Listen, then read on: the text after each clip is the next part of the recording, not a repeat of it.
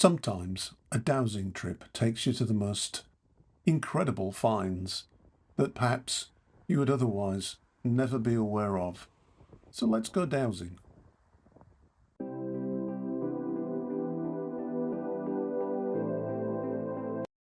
A couple of weekends ago, I found myself with several hours to spare, and so I jumped in the van and went out to investigate an area of the Templar line that I thought needed a bit more detail, out where you can see the number 1 past Vyshkov. And on the map, I noticed this strange little path going up the hill to some kind of a chapel. And I thought, that's interesting. So I parked the van in the nearby village and I commenced my hike up the hill, which was lined with crosses. And as it turned out, I was about to discover a most beautiful outside chapel. I knew I was about to find something really good because I could feel it. I could feel it in the air. It was a beautiful sunny but windy day, and it had some kind of Perun sky god feel to it, some kind of Perunic quality. And as I reached the top of the hill and looked around, I realised that this site must be ancient, and in fact it was a Celtic hill fort.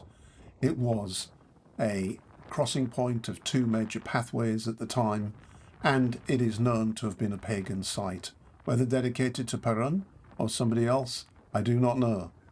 But it was, in 1715, made into an outside church and dedicated to Mary, in celebration of escaping the plague that took place in and around that time in Moravia. Recently, apparently in around 2008, I believe, this place was reconstituted as an outdoor church, and as you can see, it's now in use as that sort of facility. It comprises an altar, some seating, a bell, and a little chapel where people lit candles. But for me, as I sat on the hilltop, with the wind gusting in my face, I couldn't help but think Perun, Slavic god of the skies. This was his place. This was his outdoor temple, and his presence was still there. I meditated and meditated, and I didn't want to leave.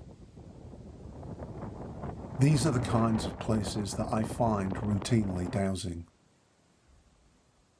Beautiful, spiritual, historical, and meaningful.